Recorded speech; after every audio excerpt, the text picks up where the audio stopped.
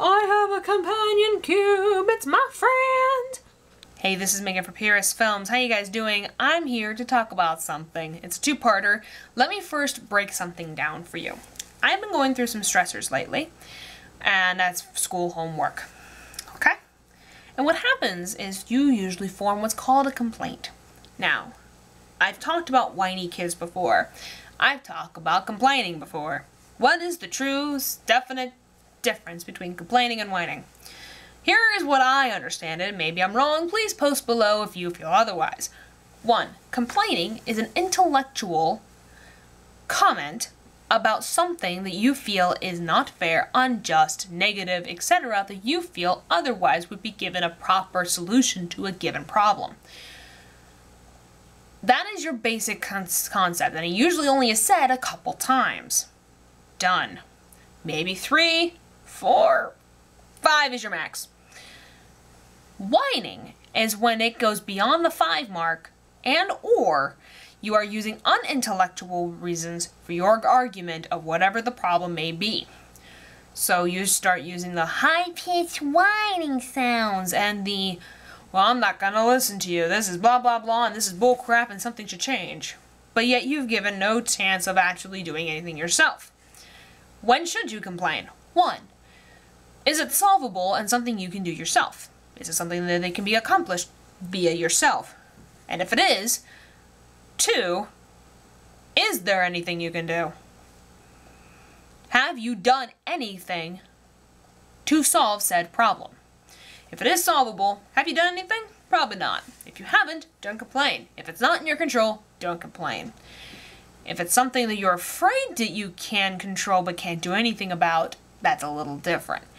It is something you can do, you just haven't quite gotten the man or woman balls to do it. I praise those who have gotten that far in life where they have stepped forward and put themselves in a safer environment because, well, things happen in your household. That's not what we're here to talk about. What we're mainly here to talk about is what I call the one-up. What's the one-up? Let's take a simple example. Let's take boyfriend, because that's a simple one.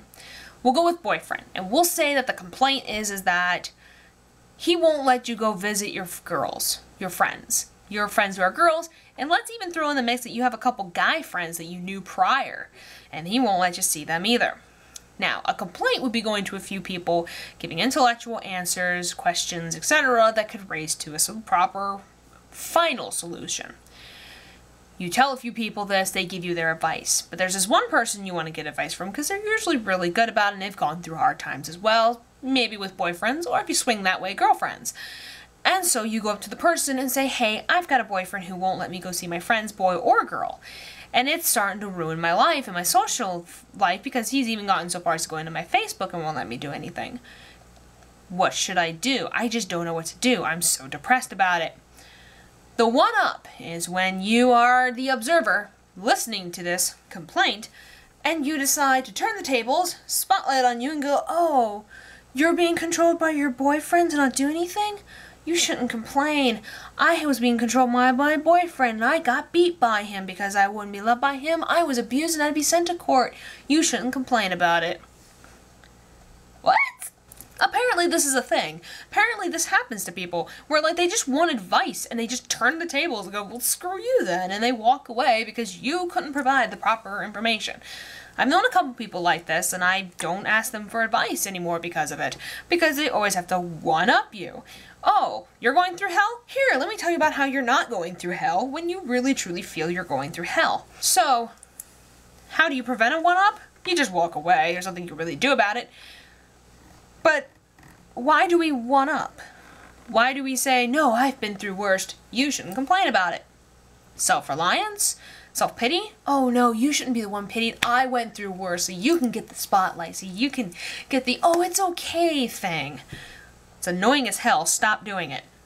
But what I am going to say, right now, is about the whole scheme of things about complaining and whining. As far as I know, that's not okay.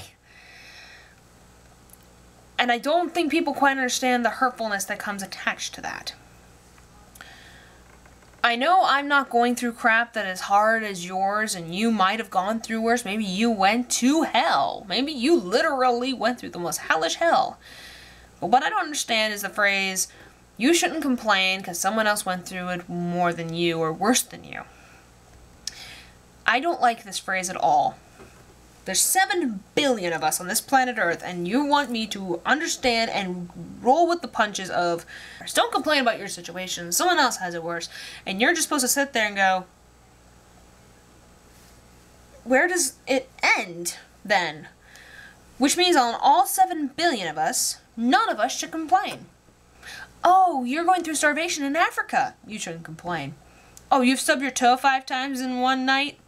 You shouldn't complain.